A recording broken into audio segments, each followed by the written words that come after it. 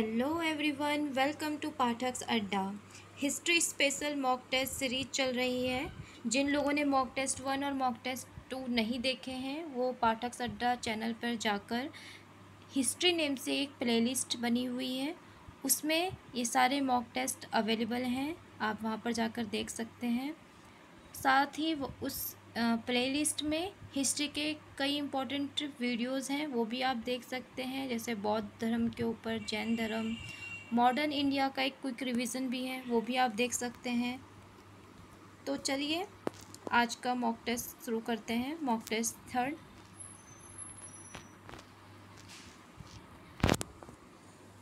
आज का first question है, कृष्णदेव राय ने किस नगर की स्थापना की? Option first Warangal, second Nagalpur, third Udayagiri, fourth Chandragiri, fifth उपयुक्त में से कोई नहीं या एक से अधिक। तो बताइए इसका सही आंसर क्या होगा। इसका सही आंसर है ऑप्शन नंबर 2 नागलपुर।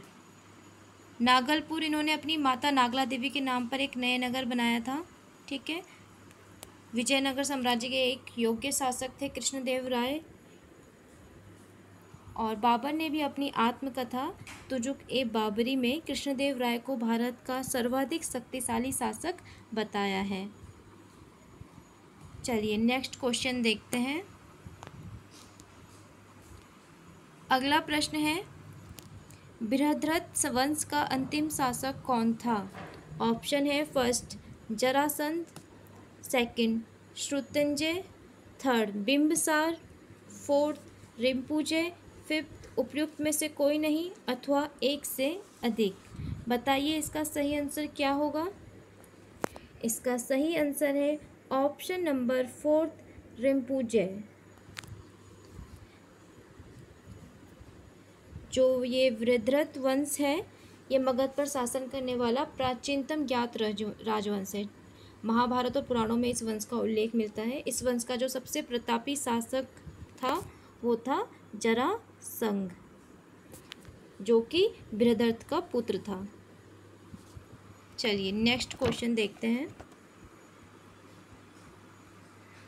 अगला प्रश्न है, विक्रमशिला विहार की स्थापना कौन किया था? ऑप्शन है first Gopal, second Devpal, third Dharmpal, fourth Mahipal, fifth उपयुक्त में से कोई नहीं अथवा एक से अधिक।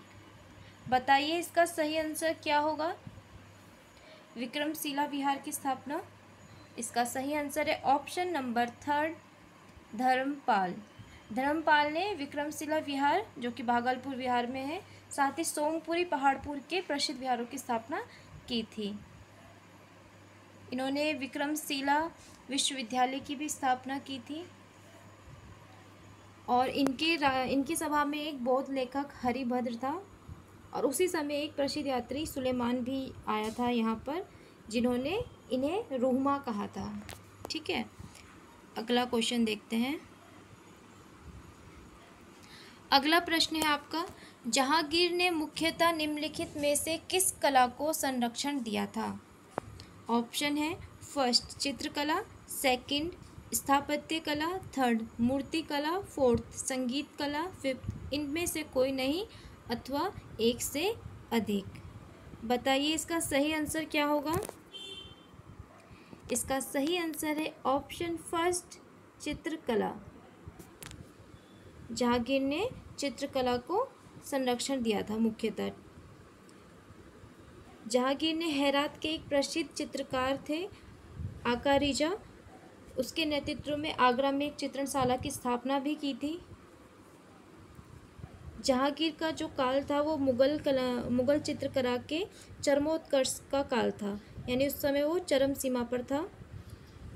और इस समय जो है, इस काल में छवि चित्र यानी कि व्यक्ति के चित्र, प्राकृतिक दृश्यों एवं व्यक्तियों के जीवन से संबंधित चित्रण की परंपरा की शुरुआत हुई थी। इस काल में जो प्रमुख चित्रकार थे वो थे फारूक बेग, बिशनदास गोवर्धन, उस्ताद मंसूर, दौलत, मनोहर तथा अबुल हसन आदि।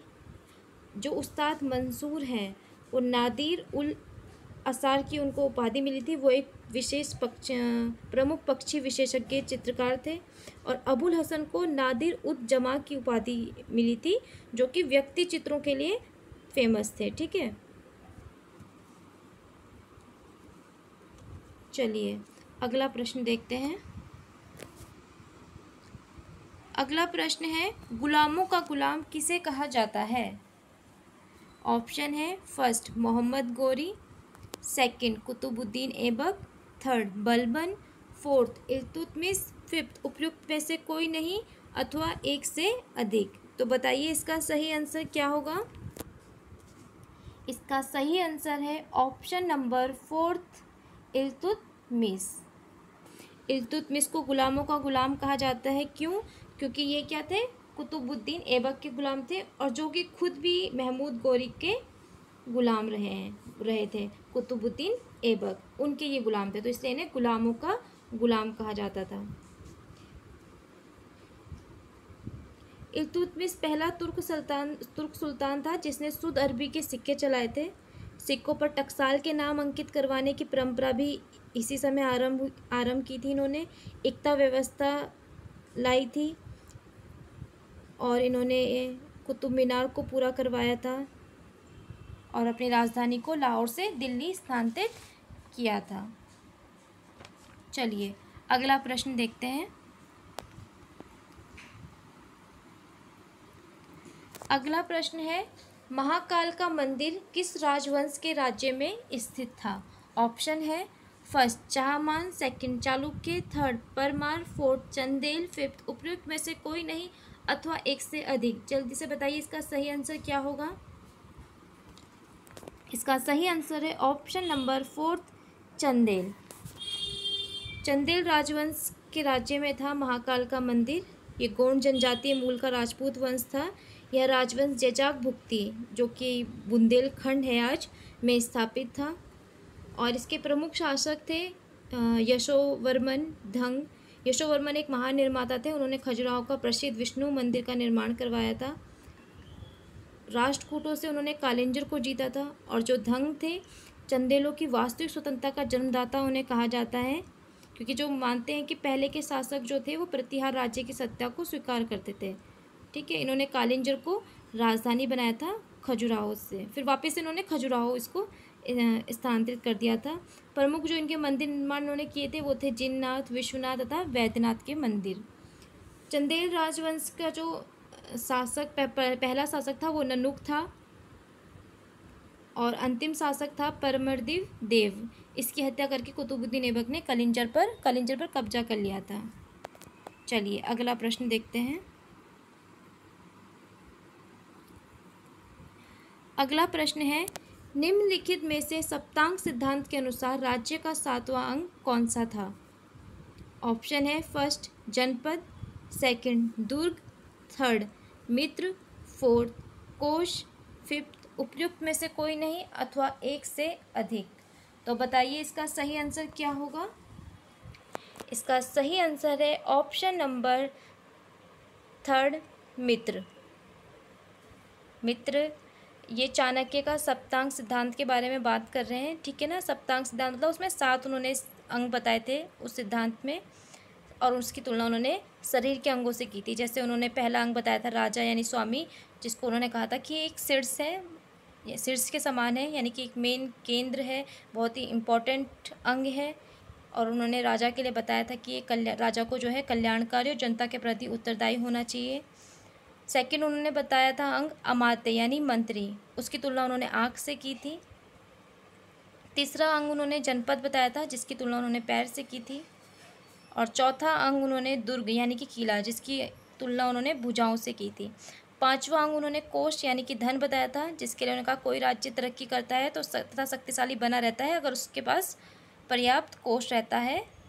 ठीक है, अगला अंग उन्होंने बताया था दंड या सेना, और इसके लिए उन्होंने कहा था कि जो सैनिकों की जो भर्ती होती है वो वंशानुगत आधार पर होनी चाहिए। इससे क्या होगा कि वो युद्ध कला से परिचित रहेंगे, निपुण रहेंगे, दक्ष रहेंगे। और 7वां अंग जो है इसका वो है मित्र। इसमें उन्होंने कहा था कि किसी भी युद्ध काल के समय, आपदा के समय सहायता के लिए राज्य को अच्छे मित्रों की आवश्यकता होती है। तो ये उन्होंने पूरे 7 अंग इस सप्तांग सिद्धांत में बताए हैं। चलिए अगला प्रश्न देखते हैं।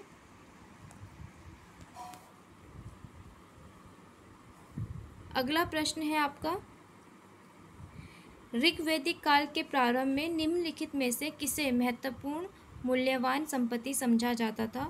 ऑप्शन है, फर्स्ट भूमि को, सेकंड गाय को, थर्ड स्त्रियों को, फोर्थ जल को, फिफ्थ उपयुक्त में से कोई नहीं अथवा एक से अधिक। तो बताइए इसका सही आंसर क्या होगा?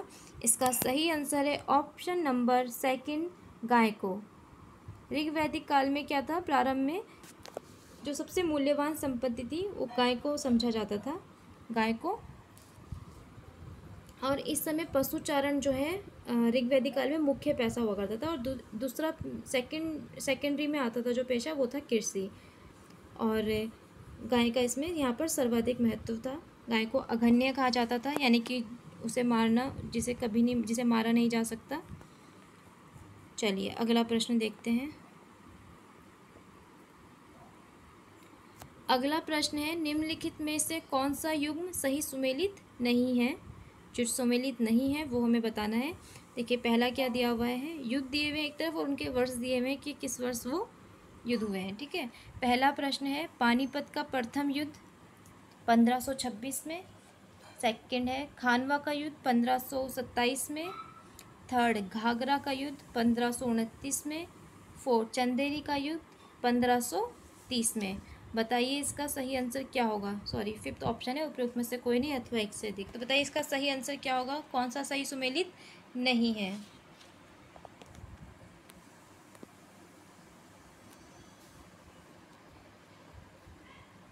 इसका सही ऑप्शन होगा, सही आंसर होगा ऑप्शन नंबर फोर्थ, चंदेरी का युद्ध।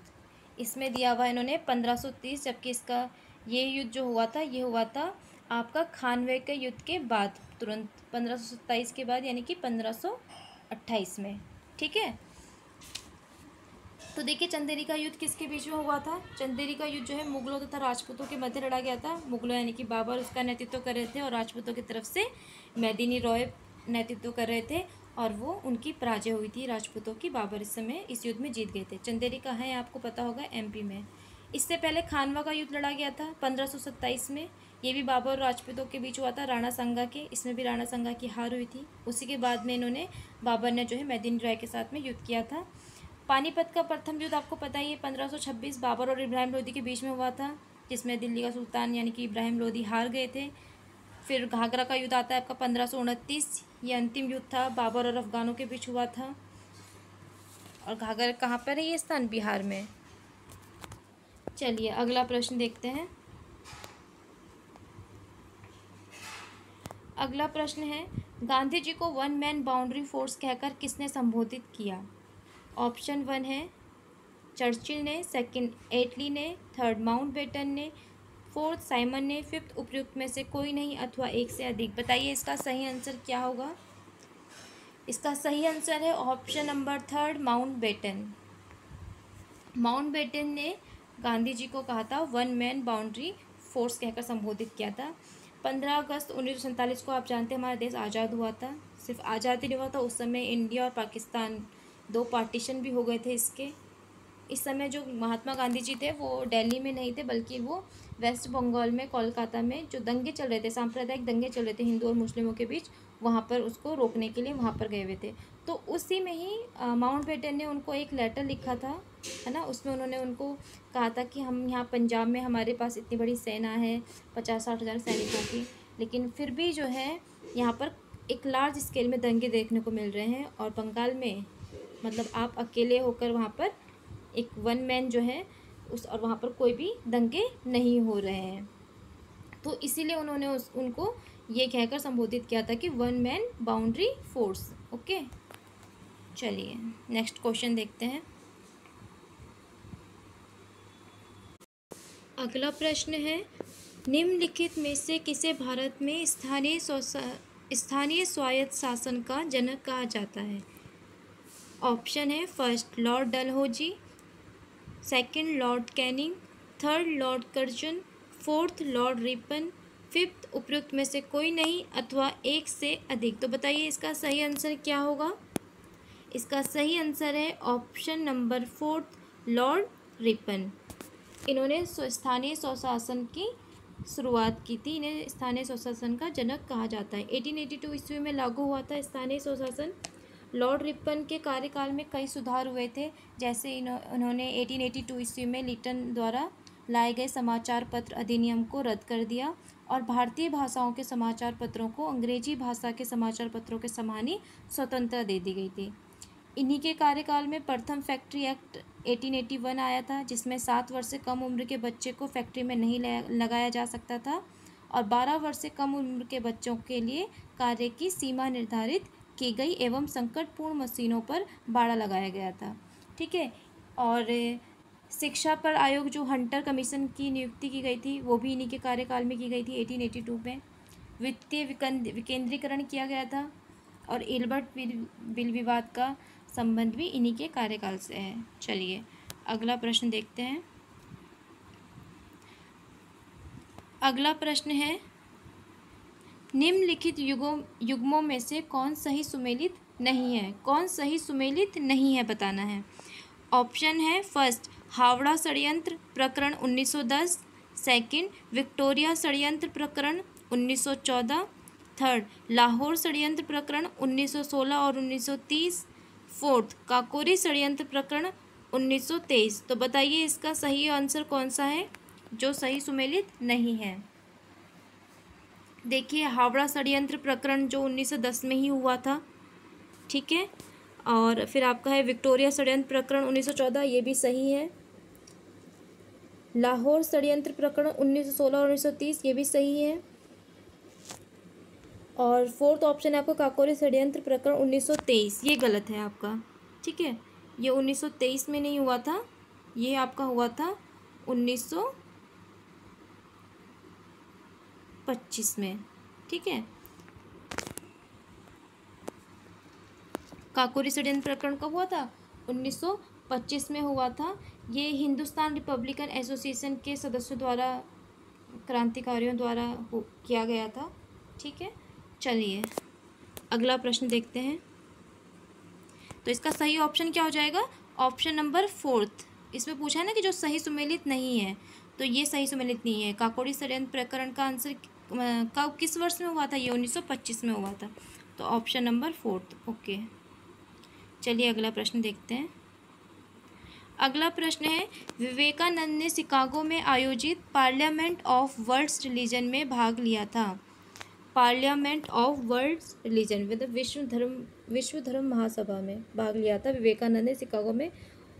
कौन से सन में हुई थी वो? ऑप्शन 1 1872, सेकंड 1890 में, थर्ड 1893 में, फोर्थ 1901 में। बताइए कब हुई थी? इसका सही आंसर है ऑप्शन नंबर थर्ड 1893 में। ठीक है। ये 16 सितंबर 1893 में हुई थी विश्व धर्म महासभा, जिसमें विवेकानंद ने भाग लिया था। ये शिकागो में आयोजित हुई थी। चलिए अगला प्रश्न देखते हैं। अगला प्रश्न है, 1905 में क्रांतिकारी संगठन अभिनव भारत किया गया था। कहाँ किया गया था? ऑप्शन है फर्स्ट ओडिशा में, सेकंड बंगाल में, थर्ड उत्तर प्रदेश में, फोर्थ महाराष्ट्र में, फिफ्थ उपयुक्त में से कोई नहीं अथवा एक से अधिक। तो इसका सही आंसर है ऑप्शन नंबर फोर्थ, महाराष्ट्र में। ठीक है। देखिए अभिनव भारत का गठन किसने किया था? वीडी सावरकर यानी विनायक दामोदर सावरकर ने किया था 1904 में। और 1905 में ये महाराष्ट्र में क्रांतिकारी संगठन अभिनव भारत किया गया था। वीडी सावरकर के बारे में आपको बता दूं, इन्होंने जो है भारतीय राष्ट्रवादियों को प्रेरित करने के उद्देश्य से मैजिनी की जीवनी लिखी थी। भारत का स्वतंत्रता संग्राम 1857 नामक इन्होंने एक पुस्तक भी लिखी हुई है।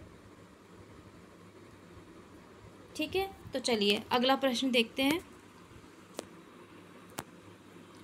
अगला प्रश्न है आपका, निम्नलिखित में से किसने भारत में स्वर्ण सिक्कों का प्रचलन नियमित उपयोग के लिए किया था? ऑप्शन है फर्स्ट विम कटफिशिस ने, सेकंड कुजूल कटफिशिस ने, थर्ड कनिष्क ने, फोर्थ हर्विस ने, फिफ्थ उपयुक्त में से कोई नहीं अथवा एक से अधिक। तो बताइए इसका सही आंसर क्या होगा?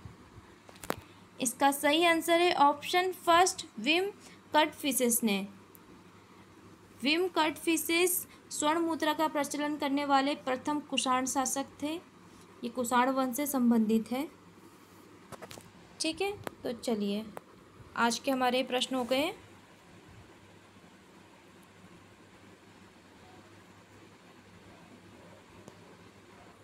तो अगर आपको हमारा यह वीडियो पसंद आया हो तो इसे लाइक करें, कमेंट करके बताएं एंड अपने दोस्तों के साथ ज़्यादा से ज़्यादा शेयर करें। और जिन्होंने अभी तक हमारे चैनल को सब्सक्राइब नहीं किया है तो जल्दी से सब्सक्राइब करें। Thanks for watching. Have a nice day.